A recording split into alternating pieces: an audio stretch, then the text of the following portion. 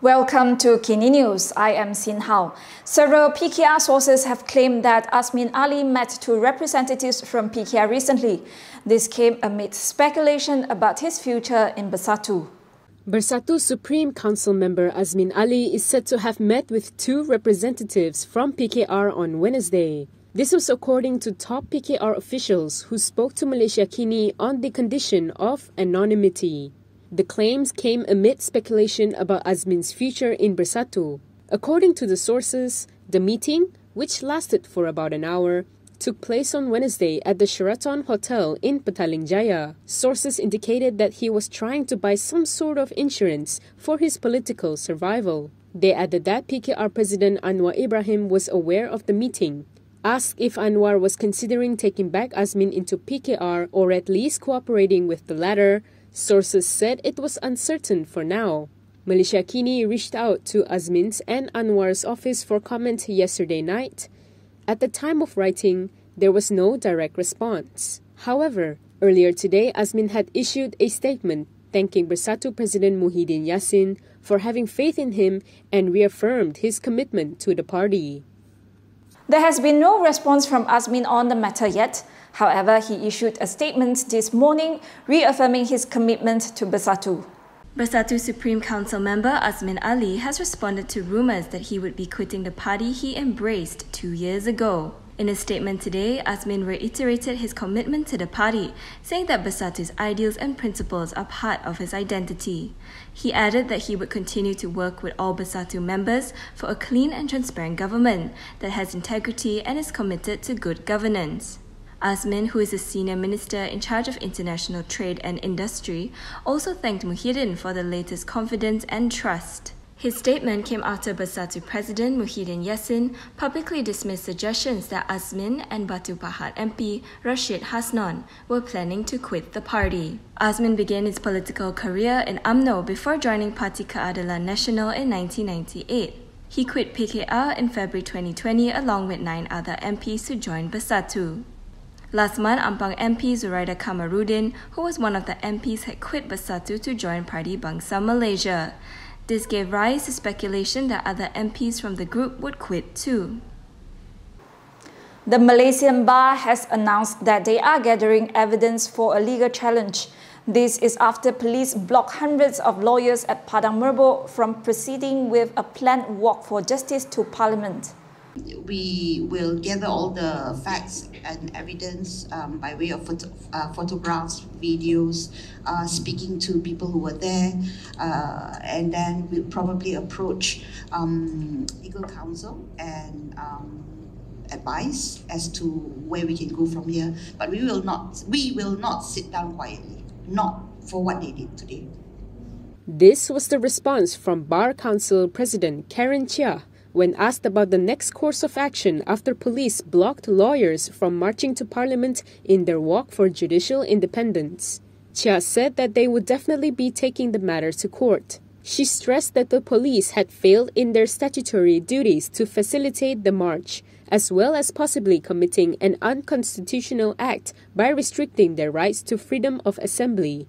She added that the Bar Council, as organizers of the march, had fulfilled all conditions under the Peaceful Assembly Act, including to notify the police within the stipulated time. Earlier today, hundreds of lawyers gathered for a march against alleged attempts to undermine the judiciary at the parking lot of Padang Merbok near Parliament. The walk was in response to MACC's investigation against Court of Appeal Judge Ahmad Maslan Muhammad Ghazali after a politically linked blog claimed he had unexplained wealth. However, the lawyers failed in their attempt to march to Parliament as the police had blocked the road. Deputy Minister in the Prime Minister's Department Mas Ermiati Samsudin, who was initially expected to receive a memorandum from the Bar Council at Parliament, instead came to the scene and met with the lawyers. She apologized for the difficulties and pledged to forward the Bar Council's memorandum to de facto Law Minister Wan Junaidi Tuanku Jaafar and Prime Minister Ismail Sabri Yaakob. UMNO President Ahmad Zahid Hamidi has claimed that meetings between him and Dr Mahathir Mohamad in 2018 and 2020 were on politics and not his criminal court cases. UMNO President Ahmad Zahid Hamidi has denied that his criminal court cases were discussed in meetings with former Prime Minister Dr Mahathir Mohamad between June 2018 and February 2020.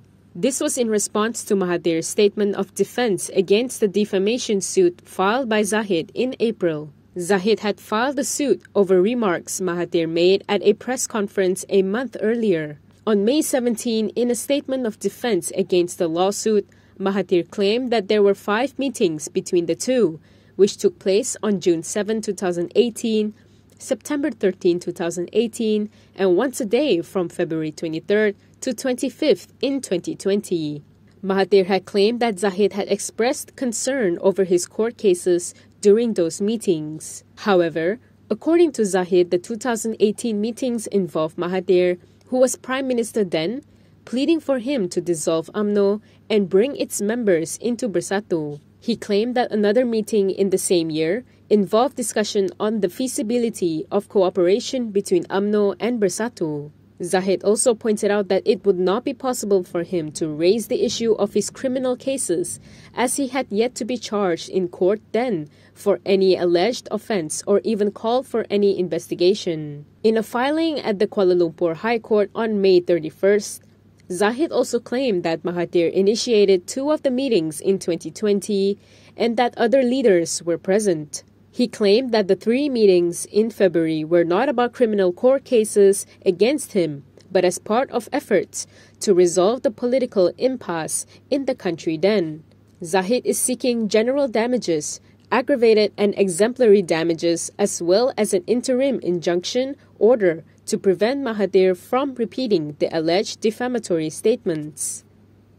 The Selangor Palace has denied that Sultan Sarafuddin Idris Shah wanted to get the opinion of past leaders on the Bon Odori festival when he summoned them over the issue recently.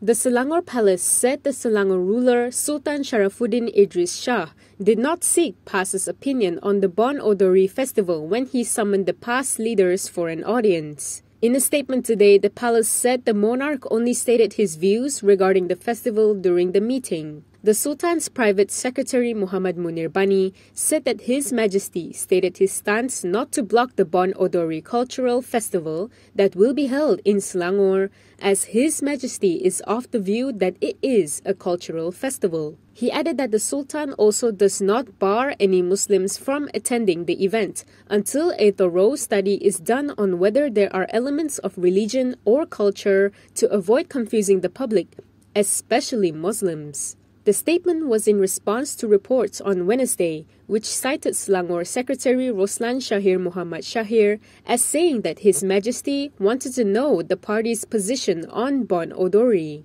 Roslan was quoted as saying that the ruler wanted to know the party's position on the festival. He said His Majesty gave his views and they had also conveyed to him that they respected his stance. A day after the articles came out, Selangor Past Commissioner Yunus Hairi denied the reports and said he did not express any views when meeting the Sultan. He said he only listened to His Majesty's decree and there was no discussion. UMNO Secretary General Ahmad Maslan has told Tengku Zaful Abdul Aziz to work harder on earning grassroots support if he wants to be considered as a general election candidate for the party. UMNO Secretary General Ahmad Maslan said Finance Minister Tengku Zaful Abdul Aziz has to work harder if he wants to be considered as a candidate for UMNO in the upcoming general elections. According to Utusan Malaysia, Ahmad said Zaful has to win over the party grassroots in his chosen constituency. He said he had received reports that Zaful was eyeing Kuala Selangor. However, he questioned if the people there and the UMNO division leadership would accept him. Ahmad added that Zaful would have to work hard to earn their trust and a final decision will be made by the party leadership. Ahmad also commented on the statement by Sungai Besar UMNO Division Chief Jamal Muhammad Yunos proposing for the party leadership to consider Zaful as BN's poster boy in Selangor for GE15. He said there was nothing wrong with Jamal's suggestion, but candidate selection in UMNO will have to go through the division, state and national leadership. Ahmad has previously confirmed that the Finance Minister has been a long-time UMNO member since before he became a cabinet member. It is widely speculated that Zaful was considering running for the Kuala Selangor parliamentary seat, as he had held several events in the area. However, Kuala Selangor UMNO's top brass has reportedly ordered members to not get involved with his events in the area. The Film Censorship Board has revealed that Disney decided to cancel the screening of Lightyear as they refused to screen a censored version of the movie. The decision to cancel the screenings of the animated movie Lightyear in Malaysia was made by its distributor. This is according to the Film Censorship Board, or LPF, who said that they had approved the movie with certain changes and had given it a PG-13 rating. According to LPF, they had ordered that the scenes and dialogues found to contain elements promoting LGBT lifestyle, which violated key aspects of the Guidelines on Film Censorship 2010, be cut and muted. However, they said the film distributor, the Walt Disney Company, refused to comply with the instructions. LPF said it is committed to carrying out its responsibility in censoring films and publicity materials. They added that they would not compromise on film content that promotes or attempts to normalize LGBT elements, which are against the national policy of not recognizing the LGBT lifestyle. And that is all from me today. For more stories, you can go to KiniTV.com. I am Sinha. Thank you for watching.